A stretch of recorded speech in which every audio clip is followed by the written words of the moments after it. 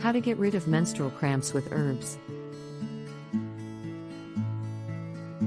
Herbal treatments can help ease the pain of menstrual cramps.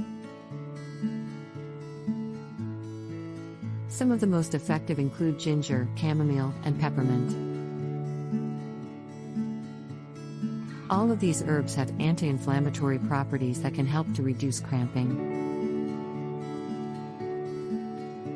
The best part is that these herbs can be added as ingredients to most of your meals.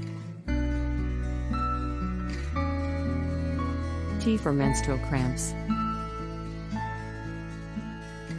One common cause of the pain of menstrual cramps is exercise-induced muscular strain.